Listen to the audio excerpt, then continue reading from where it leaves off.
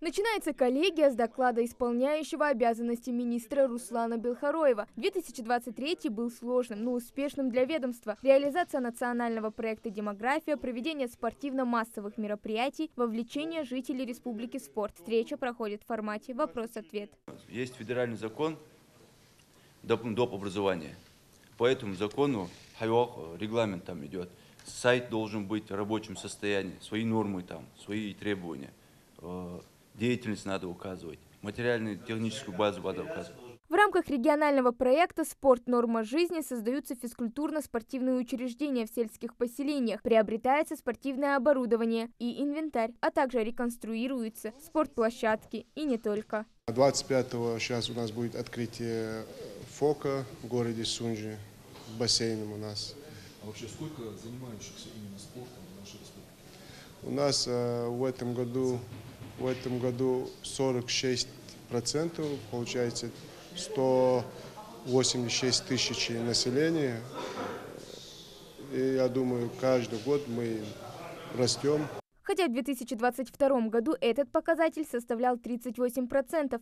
А это значит, Минспорт отлично справился с задачей по увеличению числа активно занимающихся спортом. В 2023 году прошло более 70 спортивно-массовых мероприятий республиканского и всероссийского масштаба. В них приняли участие свыше 2000 спортсменов. За 2023 год мы сделали очень большую работу. У нас в республике завоевали 79 золотых медалей, 67 серебряных и 124 бронзовых медалей по всем видам спорта у нас. А на 2024 год мы планируем, именно через месяц у нас будет эскафо до 18 лет у нас. И ряд других соревнований, которые мы запланируем.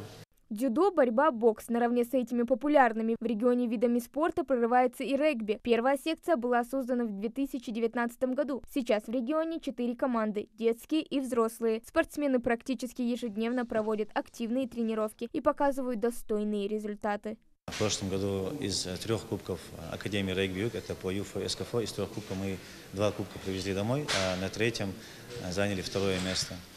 И плюс мы в прошлом году начали уже выступать на всероссийских соревнованиях, где принимают участие от 20 команд.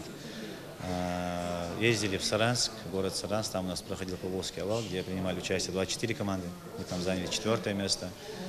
Плюс ездили в Москву, там самые такие масштабные соревнования у нас проходят по детям до 13 лет, где принимали участие 60 команд. Планы на 2024 год большие и в Минспорте настроены серьезно. В числе главных задач – подготовка к мероприятиям, приуроченным к празднованию столетия ингушской государственности. Хава Гагиева, Султан Магушков, Магаз 24.